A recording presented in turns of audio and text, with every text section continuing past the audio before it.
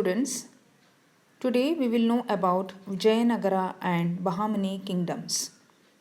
The establishment of the Vijayanagar Empire is a landmark in the history of India. Vijayanagar ruled for 3 centuries. By 15th century, it spread up to Indian Ocean in the south, Bay of Bengal in the east, and Arabian Sea in the west. Hakka and Bukka established this empire on the banks of the Tungabhadra river. Hampi became the capital of Vijayanagara Empire. This empire was established in the year 1336.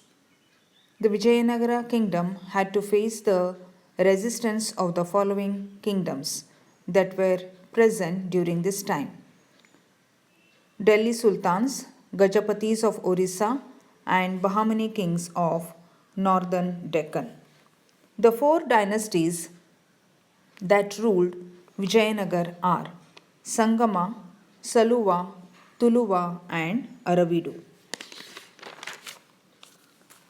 Bukkaraya.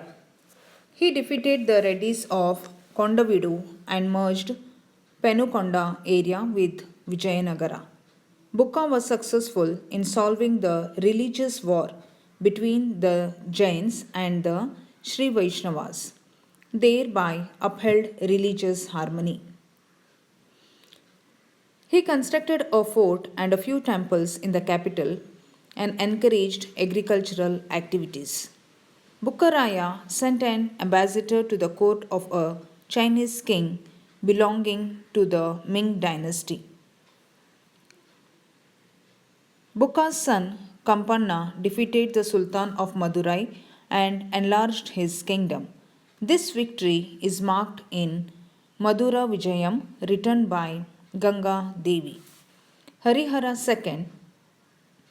During the 27 years rule of Harihara II, the son of Bukkaraya, the Vijayanagara Empire comprised of vast areas. He took into his control Kondavidu, Karnool, and Nellore forts. At the time of the death of Bahamani Sultan Mujahid, Harihara II expanded his kingdom from Goa to the north of the Konkan coast. Devaraya II, the most famous king in the Sangama dynasty, was Devaraya II. He had earned the title of Elephant Hunter. Devaraya II defeated the king Gajapati Kapilendra of Orissa and seized Kondavidu. He was also called as Prouda Devaraya. He defeated the Kerala ruler and received royalties from Kerala and Sri Lanka. This earned him the title as Dakshina Pathada Chakravarti, that means the Emperor of the South. Devaraya II was tolerant towards other religions. He constructed mosques, Jain and Vaishnava temples in the capital. He himself being a poet, he had in his court the Sanskrit scholar, Kannada scholar, etc. During his period, Veerashaiva tradition and literature saw a revival. After the death of Devaraya II, weak kings came to the power and the rule of the Sangama dynasty came to an end. Krishna Devaraya, the son of Narasanayaka of Tuluva dynasty, and his second wife. Krishna Devaraya was the most famous king among the rulers of the Vijayanagara Empire. During his rule, the Vijayanagara Empire reached the pinnacle of glory. Samudragupta and Harshavardhana, he ruled over for 20 years. When he came to power, the kingdom was facing various complicated internal and external problems. The Europeans who had arrived through new sea routes were establishing the colonies. The Mughals of the north were trying to expand their empire in the south. The five Shahi kingdoms of the Bahamani dynasty became powerful sultanates and plunged into wars against Krishnadevaraya. The kings of Umattur and Orissa were a constant source of threat to Krishnadevaraya. The fall of Vijayanagar Empire. After Krishnadevaraya, Achyutaraya and Sadashivaraya came to the throne. Krishnadevaraya's son-in-law, Ramaraya of the Aravidu dynasty, handled the administration in an able manner. Although Ramaraya had improved the prestige of the kingdom by waging many wars during his 23-year reign, many foes had sprung up against Vijayanagara. The end of Vijayanagara kingdom. The Battle of Rakasatangadi that took place in 1565 was one of the decisive battles in the history of Vijayanagara kingdom. With the fall of the large empire, the politics of South India changed drastically. There were internal clashes for the power after the death of Krishnadevaraya. It created new enemies. His moves made the Deccan Sultans to get united.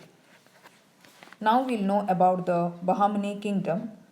The other important historical change seen in the 14th century was the rise of the Bahamani kingdom. The Bahamani and the Shahi dynasties ruled from 1347 to 1686 century. The history of Bahamani rulers can be seen at two stages. In the first stage, Gulbarga was their capital. Their main rivals were Rayas of Telangana and Vijayanagara. 8 sultans ruled from here. Bidar remained the capital city of Bahamani till their end. Muhammad Gawan. Kalburgi was the capital of Bahamani kingdom. During this period, Muhammad Gawan ruled the kingdom with selflessness and dedication. As a prime minister, he took the Bahamani kingdom to the great heights. He learned Muslim religious verses and law at Cairo, also gained proficiency in Arab and Parsi languages.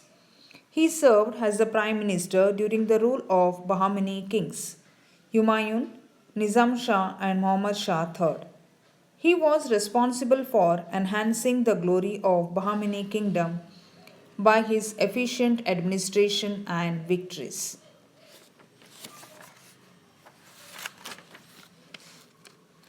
Gawan conquered Konkan, Goa, and Belagavi. He invaded Orissa and conquered Kondavidu. In the year 1481, he invaded Kanchi and plundered its huge wealth.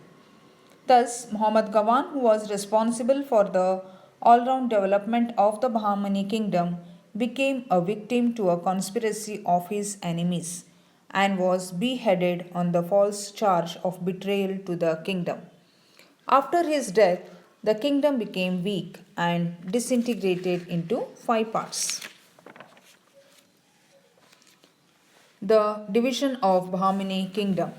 Ahmednagar was the ruler was Nizam Shahi, Bijapur Adil Shahi, Birar Ahmad Shahi, Bidar Barid Shahi and Golconda Qutub Shahi.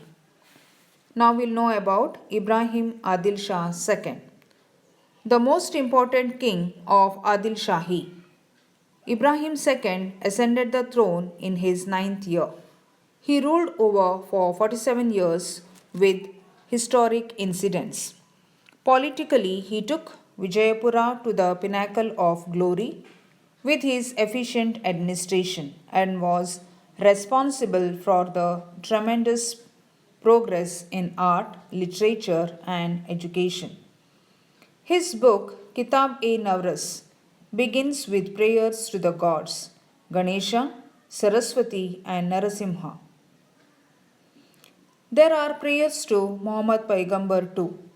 This book is evidence of the knowledge and religious tolerance of Ibrahim II. Thank you, students.